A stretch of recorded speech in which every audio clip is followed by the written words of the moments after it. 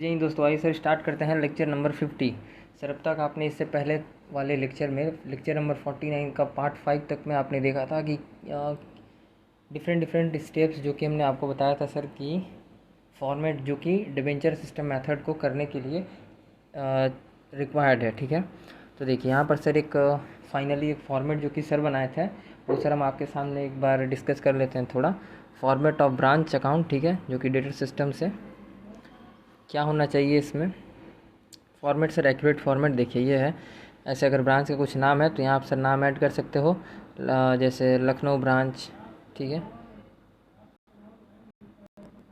Lucknow branch account इस type का आप सर ऐड कर सकते हो। ठीक है, और अगर ब्रांच का कुछ भी नाम नहीं है, न्यू ब्रांच है, तो आप सर ये सिंपली लिख दो न्यू ब्रांच। ठीक है, इस टाइप से आप सर लिख सकते हो, वरना अगर कुछ भी नहीं है तो सिंपली लिख दो ब्रांच अकाउंट। ठीक है, ओके सर। चलिए यहाँ से आगे ब्रांच अकाउंट सर बनता है कॉस्ट पर। ठीक है, आईपी में से अगर लोडिंग को हटा दिया जाए, ठीक है, तो is equals to cost.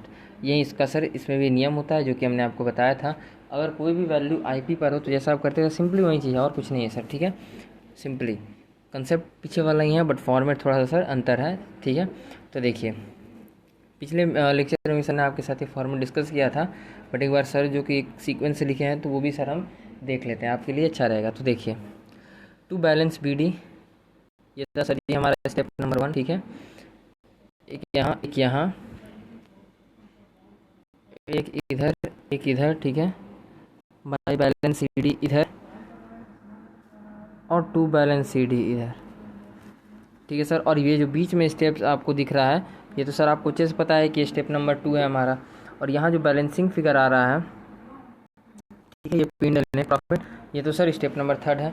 Okay sir, तो देखिए सिंपली सबसे पहले क्या करेंगे सर, टू ओपनिंग बैलेंस, ठीक है, ओपनिंग ब्रांच का असेट्स को ले लेंगे। ठीक है, ब्रांच का जो होगा ओपनिंग बैलेंस, ठीक है, ब्रांच के असेट्स का ओपनिंग बैलेंस ऑफ ब्रांच के असेट्स का। ठीक है सर, ब्रांच स्टॉक जो होगा वो लिख देंगे। ठीक है, जनरली ये चीज़ आईपी पर आता है सर। ठीक है, अगर आईपी पर ना हो कॉस्ट पर हो तो कोई बात नहीं, तब तो आपको इस बगल में इसका लोडिंग हटाने का ज़रूरत भी नहीं पड़ेगा। ठीक है, स्टॉक रिजर्व्स, ठीक है, जो कि लोडिंग ऑन ओपनिंग स्टॉक अलग से हटाना पड़ता है, इसका रूल है। ओके सर, बाकी ब्रांच डेटर जो कि एक्चुअल अमाउंट पर आता है, ब्रांच कैश जो कि एक्चुअल अमाउंट पर आता है, ब्रांच का कुछ फिक्स असेट होगा, जैसे मान लीजिए मशीनरी फर्नीचर कुछ भी दे दें। ठीक है सर, तो वो भी चीज़ों को हम कहाँ लाएंगे, एक्चुअल अमाउंट पर ही लेंगे। ओके सर, इन तीनों में कोई प्रॉब्लम नो सर नहीं है। ठीक है, इन तीनों का तो सिंपल आपको एक्चुअल अमाउंट लिख देना और इससे ज़्यादा ऊपर लेवल का आता भी नहीं क्वेश्चन। ठीक है, फिलहाल बस आपको एसेट्स में इतना ही ध्यान रखना है कि ब्रांच का एसेट्स में ये 4 चीज़ें ही फिलहाल आता है। ठीक है, जो कि आपके जनरली आप इस क्वेश्चन में भी आप प्रैक्टिस करोगे। ठीक है सर, बाकी जो भी लेवल है वो सर ऊपर की लेवल है, वो अभी आपके लिए नहीं है। ठीक है, तो देखिए इसके बाद सर क्या है, एक सर यहाँ पर आपको दिख रहा होगा branch stock account, branch stock का ओपनिंग बैलेंस। ठीक है, ये सर जनरली अगर आईपी होता है तो अपोजिट साइड में हम स्टॉक रिजर्व्स हटा देते हैं, लोडिंग ऑन ओपनिंग स्टॉक। ठीक है, चलिए सर ये तो हमने आपको ऑलरेडी बताया है। ठीक है, बट एक बार फिर भी बता दिए। अब आ जाइए सर इस साइड में, इस साइड का क्या है सर फंडा, तो देखिए फंडा by balance B D, opening branch का लाइबिलिटी, ठीक है, ब्रांच का लाइबिलिटी, ठीक है, ब्रांच का असेट्स था इधर, ध्यान दीजिएगा सर, इधर ब्रांच का असेट था, इधर ब्रांच का लाइबिलिटी है, और प्लस स्टॉक रिजर्व। तो स्टॉक रिजर्व का तो अलग से आपको समझा ही दिए कि ये इधर से आता है।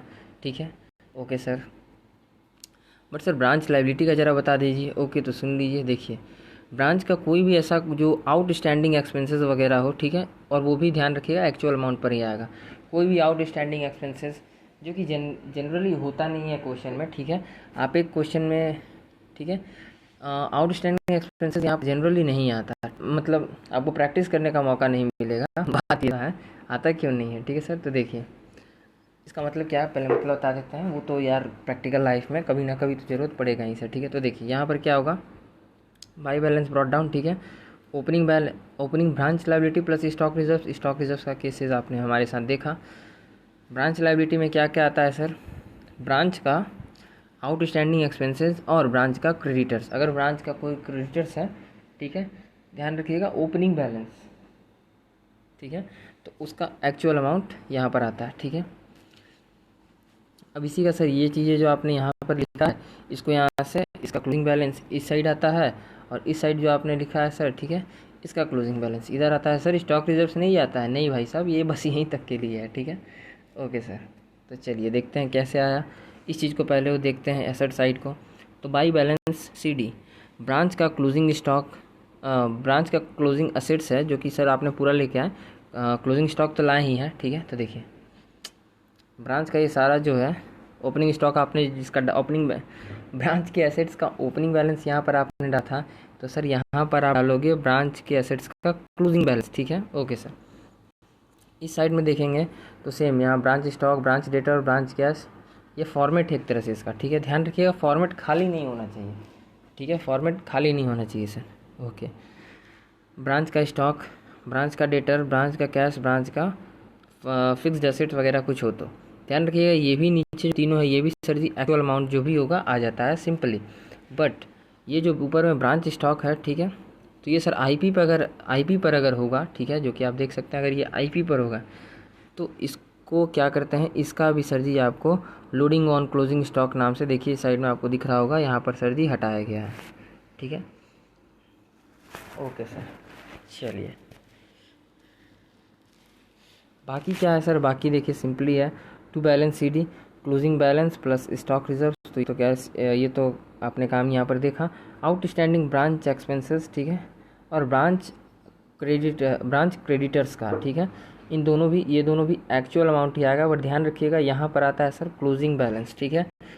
इस चैप्टर के दौरान जब आप प्रैक्टिस करोगे, ठीक है, तो आपको 2 ऐसा क्वेश्चन मिलेगा जहाँ पर आपको सर जी ये क्लोजिंग बैलेंस वाला प्रैक्टिस करने का मौका आपको मिलेगा, ठीक है। बट पूरे क्वेश्चन में कहीं भी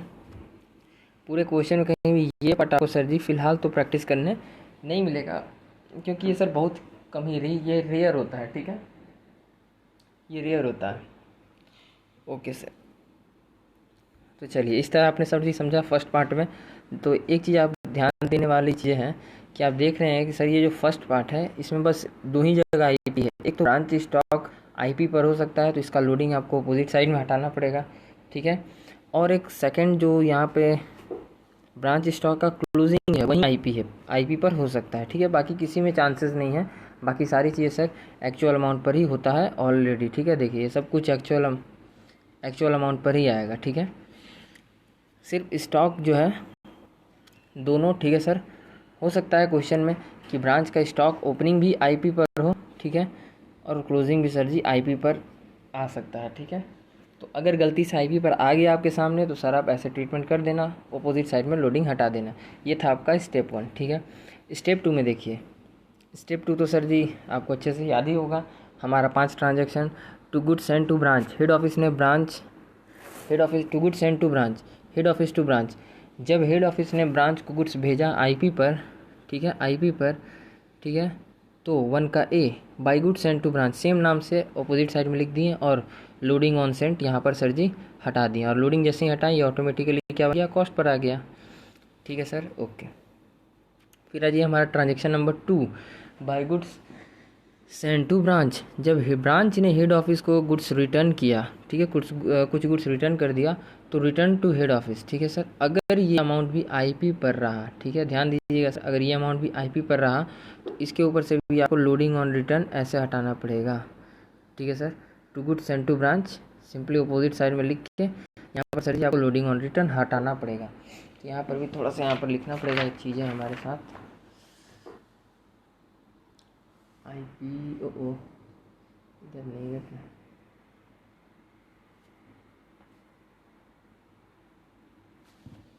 आईपी यहाँ पर सर जी आईपी ये वाला चीज़ों को ऐड कर लीजिएगा। ओके सर, तो देखिए ये भी कंडीशन हो गया, ठीक है।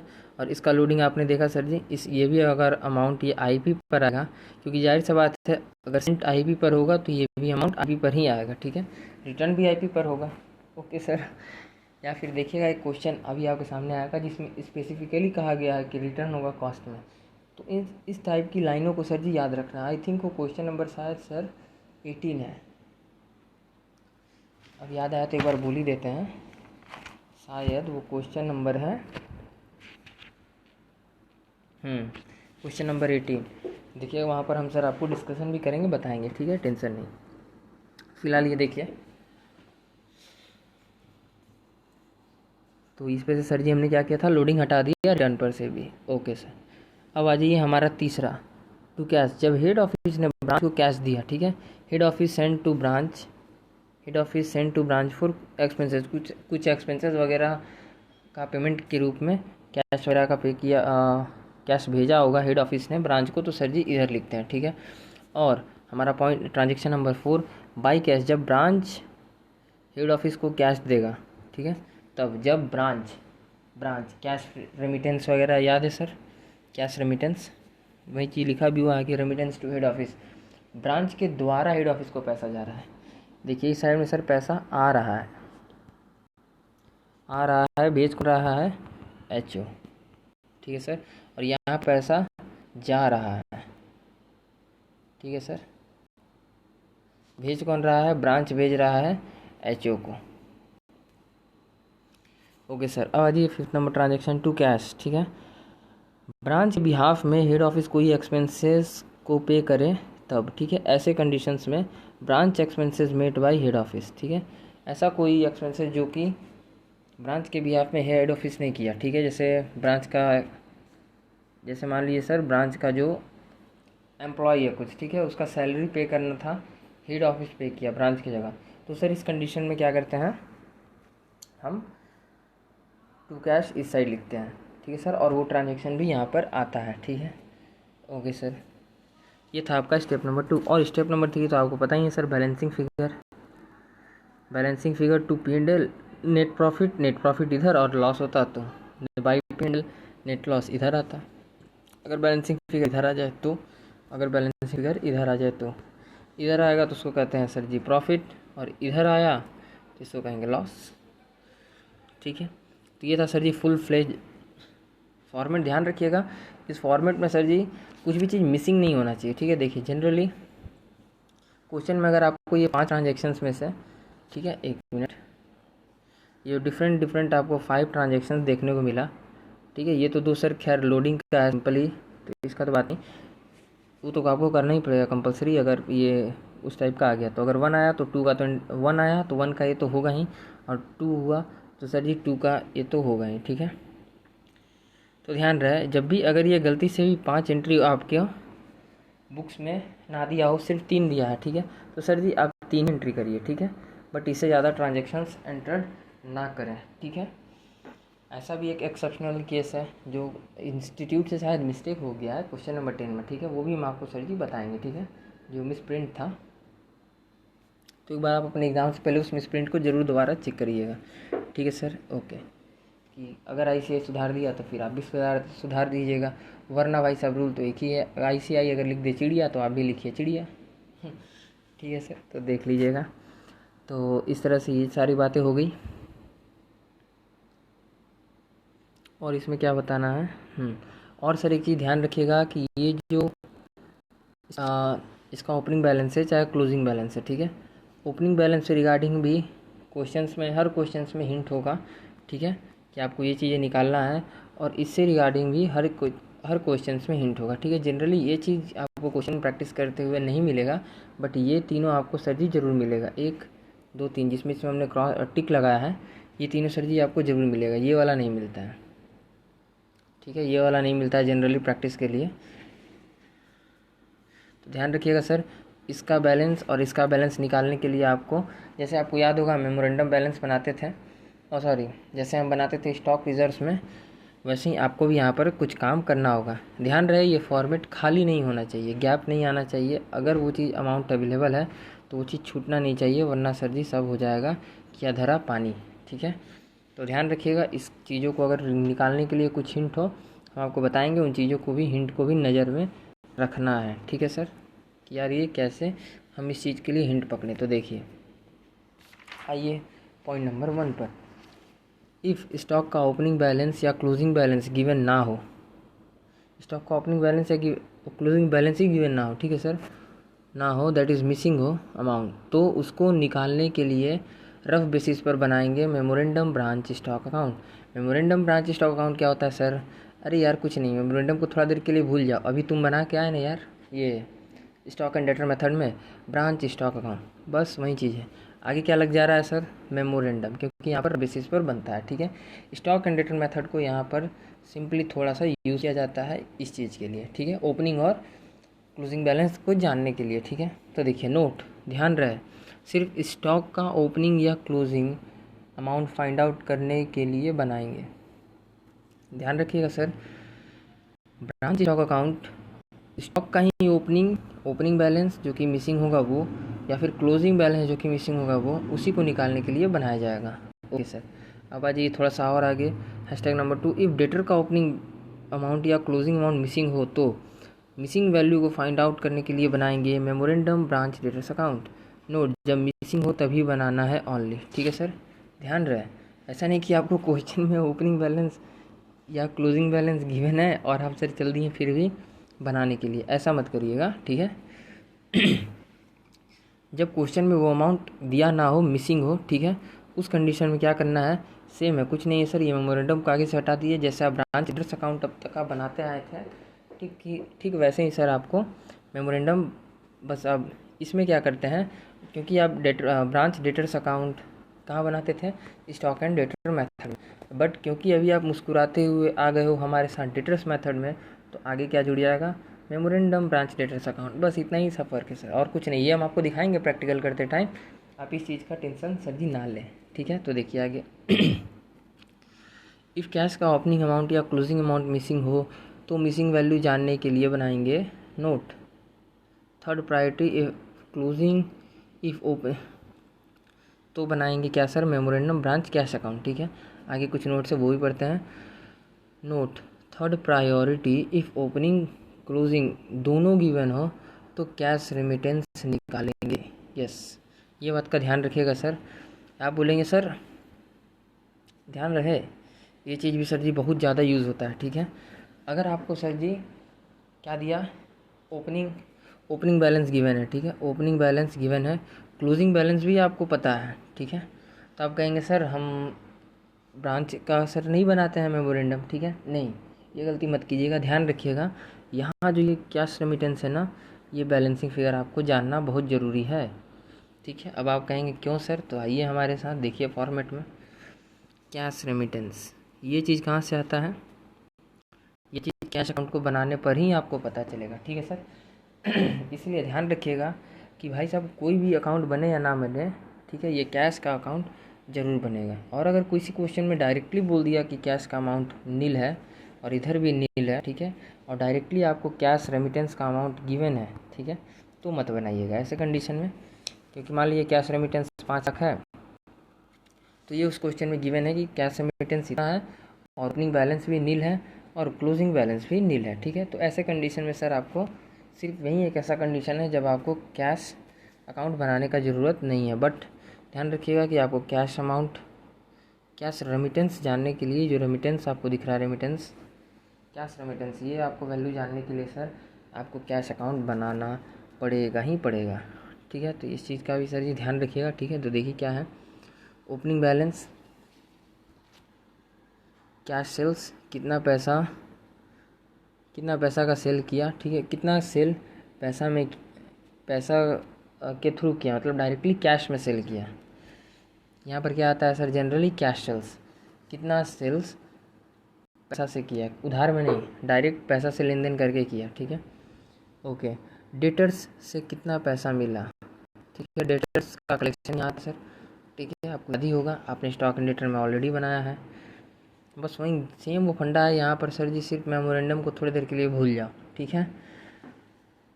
कैश से कुछ एक्सपेंसेस वगैरह ब्रांच ने पे किया है तो, ठीक है, या क्लोजिंग तो है ही, और मान लीजिए अगर हेड ऑफिस को जो पैसा दिया गया, ठीक है, मतलब पे किया गया, दैट इज़ कैश रेमिटेंस, ठीक है।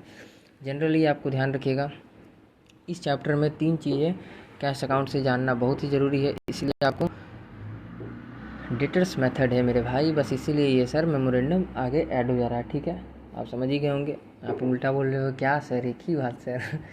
यस, कोई बात नहीं, आप समझ लो बस काफ़ी है। तो देखिए इसके बाद आगे देखते हैं। तो हम क्या कह रहे थे, इसमें सर जी आपके लिए तीन अमाउंट जानना ज़रूरी है, एक तो ओपनिंग बैलेंस, एक तो क्लोजिंग बैलेंस, ठीक है, और एक कैश रेमिटेंस, क्योंकि तीनों का सर जी यूज़ होता है, ठीक है। ओके, ये है तीनों फर्स्ट नंबर पर प्रायोरिटी। फर्स्ट प्रायोरिटी इन तीनों को जानना, ठीक है, ओपनिंग बैलेंस को, क्लोजिंग बैलेंस को, ठीक है, और ये कैश रेमिटेंस को, इन तीनों को फर्स्ट प्रायोरिटी पे आपको जानना ज़रूरी है। सेकंड प्रायोरिटी क्या है सर, कि कैश में कितना सेल किए, डेटर से कितना पैसा मिला, कुछ एक्सपेंसेस वगैरह है क्या, ठीक है, ये है आपको जानना सेकंड प्रायोरिटी, ठीक है। तो इन कुछ चीज़ों का सर जी बस ध्यान रखिएगा, ठीक है। मिसिंग ये 4 आइटम्स, जनरली ये 4 आइटम सर जी मिसिंग होते हैं, ठीक है। तो देख लीजिए, स्टॉक का ओपनिंग और क्लोजिंग बैलेंस, डेटर्स का ओपनिंग और क्लोजिंग बैलेंस, कैश का ओपनिंग और क्लोजिंग बैलेंस, ठीक है, ये तीनों, ठीक है सर। तो आपको यही तीनों सर जी बनाना पड़ेगा। और नंबर 4 जो कि अभी हम आपसे डिस्कस कर रहे थे, cash remittance to head office by branch, कितना पैसा दिया गया, ठीक है। अब ये चीज़ ध्यान रखिएगा, आपको बस इतना ध्यान रखना है कि मिसिंग फिगर्स को जानने के लिए क्या करें, ठीक है। फॉर्मेट का आइटम्स कंप्लीट होना चाहिए, यस, ध्यान दीजिएगा सर। आपको बस इतना ध्यान में रखना है, ठीक है, कि मिसिंग फिगर्स को जानने के लिए क्या करें। इसमें अगर कोई फिगर, जैसे मान लीजिए यहाँ पर ओपनिंग गिवन है और यहाँ क्लोजिंग गिवन नहीं है स्टॉक का, ठीक है, तो इस क्लोजिंग को जानने के लिए हम क्या करें, तो सिंपली ध्यान में रखिएगा, ब्रांच स्टॉक अकाउंट आपको बनाना ही है। और आपको पीछे वो 4 की जो दिया हुआ है वो भी सर जी इम्पॉर्टेंट बात है, ठीक है। जनरली आपको क्या क्या मिसिंग मिलेगा हम आपको फॉर्मेट के थ्रू भी एक बार बता देते हैं। स्टॉक का ओपनिंग बैलेंस, स्टॉक का क्लोजिंग बैलेंस, ठीक है सर, डेटर्स का ओपनिंग बैलेंस, डेटर्स का क्लोजिंग बैलेंस, ठीक है, कैश का ओपनिंग बैलेंस और कैश का क्लोजिंग बैलेंस, ठीक है sir. Fixed assets generally given होता है, ठीक है, उतना ही आपको सर जी कुछ नहीं है, बस यहाँ पर डेप्रिसिएशन वगैरह थोड़ा बहुत चार्ज करें, आपको आगे में प्रैक्टिस करते टाइम में दिखेगा, ठीक है सर। और तो चलिए डेप्रिसिएशन बात हटा देते हैं, ठीक है सर। हम आपको आपके लिए थोड़ा बताएं कि यार सर आप इसको नहीं बताएं, क्यों सर, आपको इससे नफरत है क्या, नहीं सर, ठीक है। तो ध्यान रखिएगा, इधर ये का ओपनिंग क्लोजिंग और इधर ये 3 का ओपनिंग क्लोजिंग, और चौथा नंबर में जो लिखा हुआ था cash remittance to head office by branch, ठीक है सर। तो जब ब्रांच हेड ऑफिस को कैश देगा तब, ठीक है, remittance to head office, very very important. ये तो सर ये समझ लीजिए कि यार मतलब इस क्वेश्चन का जान है, इस इस मेथड का ये जान है, इसको भूलना नहीं है। क्योंकि जनरली आप क्या करेंगे, सारा चीज़ें आपको सर जी दे देता है, जनरली आप स्टूडेंट से यहाँ पर इसमें टेक हो जाता है, ठीक है। वो जल्दबाजी में क्या करता है, इंस्टीट्यूट भी आपको बहकाने के लिए क्या करता है, कैश का ओपनिंग बैलेंस दे देगा, कैश का क्लोजिंग बैलेंस दे देगा। आप कहोगे सर क्यों करें यार, अरे हम तो ऑलरेडी जल्दी में हैं, हम तो टैलेंटेड हैं, और आप ये चीज़ों को डायरेक्ट इग्नोर करके आ जाते हो, ठीक है। तो आंसर हो जाएगा सर आपका ये जो नेट प्रॉफिट आएगा वो हो जाएगा गलत, ठीक है। तो ध्यान रखिएगा, डोंट इग्नोर, ठीक है, इग्नोर ना करें, बहुत ही पछताना पड़ेगा आगे आपको, प्रैक्टिस के दौरान ये चीज़ें सभी सीखने को मिलेगा, ठीक है। और देखते हैं आगे क्या लिखा हुआ है।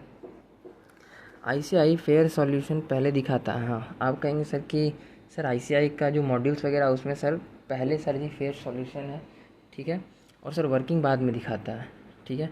तो हम कैसे करें, ठीक है। तो देखिए, फेयर वाला पार्ट के लिए स्पेस छोड़ दो, मान लो सर आपको लगता है कि आगे में 2 पेज में हो जाएगा, ठीक है, तो 2 पेज छोड़ दो, ठीक है, ठीक है, 1 page, 2 page, 3 page, 4 page ETC, ठीक है, जो आपका एक्सपीरियंस कहता है। ध्यान रहे वहाँ पे भी अगर ज़्यादा हो गया तो भी गड़बड़ ठीक है सर। तो वैसे तो तब तक आपका इतना प्रैक्टिस हो जाना चाहिए कि आपको पता होना चाहिए कि यार इतने में ये चीज़ हो जाएगा, ठीक है सर। तो आप 1 पेज आगे छोड़ देना, ठीक है, आपके हिसाब से, फिर आप पीछे वर्किंग कर लेना, ठीक है। जैसे क्या सर, जैसे मान लीजिए कि हमने यहाँ पर स्टार्ट किया, ठीक है, अब हमको पता है कि सर ये फॉर्मेट जो है ना यहाँ पर कंप्लीट हो जाएगा, ठीक है, तो ये फॉर्मेट यहाँ कंप्लीट हो गया। अब हमको वर्किंग बनाना है, तो हम मेरे सामने नया नया क्वेश्चन आया, तो हम क्या करेंगे, ऐसे करेंगे, देखिए हम इसको इसके लिए 1 पेज छोड़ देंगे और हम डायरेक्टली कहाँ जाएंगे सर, हम वर्किंग को यहाँ से स्टार्ट करेंगे, ठीक है। Working note number 1, working note number 2, working note number 3, इस टाइप का। ऐसा ही वैसे करता है, वही चीज़ ना आपको सर ही डाउट है तो आप ऐसे इस चीज़ को ठीक कर सकते हो, ठीक है। हम भी ऐसा कर देंगे और 1 पेज आगे छोड़ देंगे। हाँ लेकिन ध्यान हो, ये 1 पेज जब आप छोड़ेंगे ना सर, तो आपके पास इतना एक्सपीरियंस होना चाहिए कि आपको पता होना चाहिए कि ये जो मेथड है ये 1 पेज में मेरा पूरा कंप्लीट हो जाएगा, और आपके इस लेवल का प्रैक्टिस रिक्वायर्ड है। आपको पता होना चाहिए कि यार ये एक पेज से ज़्यादा नहीं जाएगा, ठीक है। बस इतनी सी बातें हैं, ठीक है सर, और कुछ भी नहीं है। तो चलिए अगले कुछ एंट्रीज़ वगैरह हैं, ठीक है। तो देखते हैं सर, इसको एंट्रीज़ को भी देख लेते हैं। देखिए 1 मिनट, डेटर्स मेथड, ठीक है। पॉइंट नंबर 1, हेड ऑफिस इस मेथड में सिर्फ एक बुक बनाएगा, ठीक है सर, और वो भी ब्रांच अकाउंट के नाम से, और उसका काम ख़त्म, ठीक है सर, ओके। ये क्या होता है, ये generally nominal account, nominal nature type का होता है, ठीक है सर। ये कैलकुलेट कर लेता है इजीली प्रॉफिट और लॉस ऑफ द ब्रांच, ठीक है sir, okay. Under this system, point number 3, ठीक है, ब्रांच को डिटेल्स मानकर एंट्री करते हैं, ठीक है। Branch is under this system entries are recorded assuming the branch is the debtor of head office, ठीक है। हेड ऑफिस क्या मानता है, ब्रांच को एक डेटर मान करके एंट्री करता है, लाइक आउटसाइडर्स के जैसा ट्रीट करता है, ठीक है sir, okay. Here only transactions, यहाँ पर, ठीक है, सिर्फ यही ट्रांजेक्शन्स होता है जो कि हेड ऑफिस एंड ब्रांच के बीच का हो, जो कि हमने सर ऑलरेडी आपको पीछे समझाया है, ठीक है। हेड ऑफिस एंड ब्रांच का हो, वही एंट्री यहाँ पर रिकॉर्ड होता है, एक्सेप्ट वन स्पेशल ट्रांजेक्शन्स। सिर्फ एक ऐसा एक्सेप्शनल केस है, ऐसा एक्सेप्शनल ट्रांजेक्शन्स है, वो क्या है sir, transaction made on behalf of branch, ठीक है। That is any transaction between branch and outside parties to be ignored while preparing branch account, okay.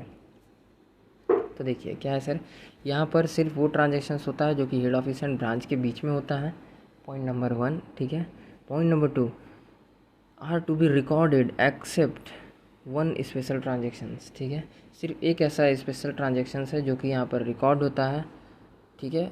इसके अलावा मतलब वो हेड ऑफिस और ब्रांच के बीच का नहीं है, बट वो होता है, क्योंकि वो एक तरह से आप देखोगे तो सर इंटर मतलब है ही, बिटवीन है ही।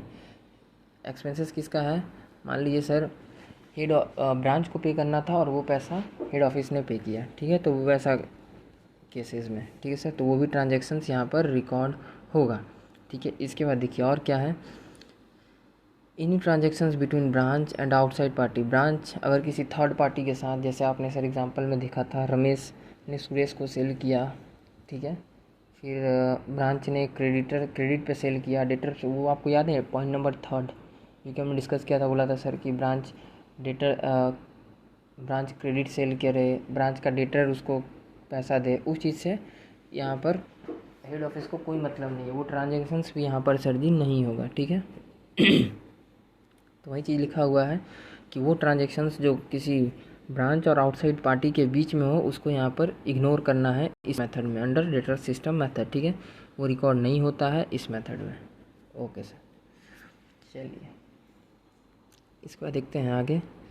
While preparing branch account, balance of various account such as stock account, debtor account, cash account may be missing. देखिए वही चीज़ जो भी आपको सर हम बता रहे थे, ठीक है। And it is not possible to complete the branch account without knowing required missing figure. वही मिसिंग फिगर जो आपको जानना ज़रूरी है, उस मिसिंग फिगर को जाने बिना आप कैलकुलेशन नेट प्रॉफिट का नहीं कर सकते, ठीक है सर। इसीलिए आपको स्टॉक, डेटर, कैश अकाउंट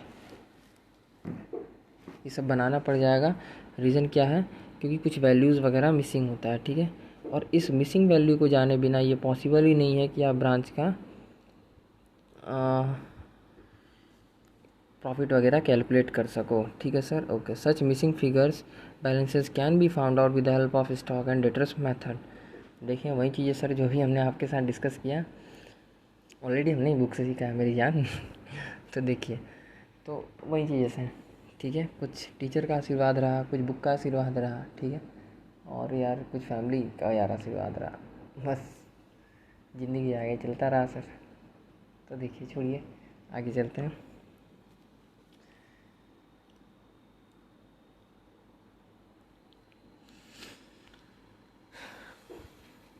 कुछ ज़िंदगी के गुरु का आशीर्वाद रहा सर, बहुत बहुत कुछ हुआ। चलिए छोड़िए उन सब बातों को सर, चलते हैं आगे ज़िंदगी के राह पर, ज़िंदगी के साथ भी, ज़िंदगी के बाद भी।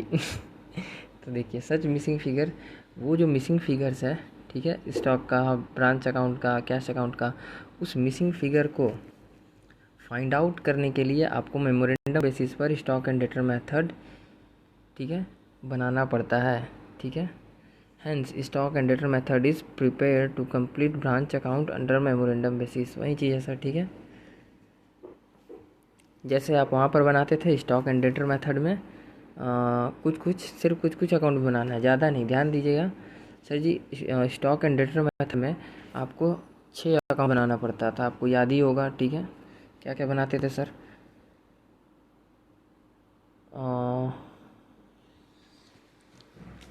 ब्रांच का P&L, ब्रांच का डेटर, ब्रांच का कैश अकाउंट, ठीक है सर, ब्रांच का स्टॉक अकाउंट, ब्रांच का एडजस्टमेंट अकाउंट, 5 हो गया ये सर, और एक goods and to branch account. ठीक है, सीरियल वाइज बता दीजिए सर। Okay sir. तो देखिए, स्टॉक एंड डेटर मेथड में हम 6 अकाउंट बनाते थे, आपको याद हो तो। स्टार्ट होता था branch stock account, branch adjustment account, goods and to branch account, branch debtor account, branch cash account, branch P&L। 6 हुआ सर, ये सर बस। बट यहाँ पर आपको सिर्फ इसमें से 3 ही का रिक्वायरमेंट पड़ेगा मैक्सिमम। ठीक है सर, तो देखिए क्या क्या यहाँ आपको बनाना पड़ता है मेमोरेंडम बेसिस पर। आपको क्या क्या जनरली आपको बनाना पड़ जाएगा। एक तो सर ब्रांच का, कभी कभार ब्रांच का स्टॉक अकाउंट, ठीक है, कभी कभी ब्रांच का, कभी कभी नहीं, मैक्सिमम टाइम में आपको क्वेश्चन में सर समझ में आएगा, ब्रांच का डेट्स अकाउंट, ठीक है, और क्या सर, ब्रांच का कैश अकाउंट। ठीक है, बस जनरली आपको सर ये 3 चीज़ें लगेगी। और यहाँ पर ब्रांच एडजस्टमेंट, गुड्स एंड, ये दोनों नहीं आता। ठीक है सर, P&L भी नहीं आता। P&L भी जनरली, P&L का भी यहाँ पर काम नहीं है सर। ठीक है, P&L भी नहीं आता, क्योंकि P&L तो डायरेक्टली आपको ब्रांच अकाउंट बना देता है। ये 3 का यूज़ करके आप क्या बनाएंगे सर? ये तीनों का यूज़ करके आप बनाएंगे ब्रांच अकाउंट। ठीक है सर, तो चलिए ये था कंप्लीट। और क्या है सर, यहाँ पर सर जो एंट्रीज़ वगैरह जो कि आप ऑलरेडी प्रैक्टिस के थ्रू समझे हुए हो, और अभी सर आगे आप जब क्वेश्चन हमारे साथ बनाएंगे तो इन चीज़ों को समझ लेंगे। अभी इसको सर जी डिस्कस करके उतना कुछ फ़ायदा है नहीं, क्योंकि जब आपको हम प्रैक्टिस कराएंगे क्वेश्चन तो आप ऑलरेडी इस चीज़ को, जो अब तक हमने आपके साथ किया है ना, उसी चीज़ को सर ये है यहाँ पर एंट्री सब है जो आपको याद होगा, वो जो 5 ट्रांजेक्शन्स हम किए हैं। ठीक है, फिर यहाँ पर भी आप देख सकते हैं सर, एसेट्स वगैरह, लाइबिलिटीज़ वगैरह जो लाते हैं वो वाला सर, जो कि हमने ऑलरेडी आपके साथ डिस्कस किया है, ये सब वहीं से है। ठीक है, तो आप ऑलरेडी सर जब इसको प्रैक्टिस करोगे तो ही ये बेटर होगा। तो यहाँ से सर हम प्रैक्टिस करना स्टार्ट करेंगे। ठीक है, तो मिलते हैं सर अगले पार्ट में। ठीक है, तब तक के लिए सर जी जय हिंद, जय भारत।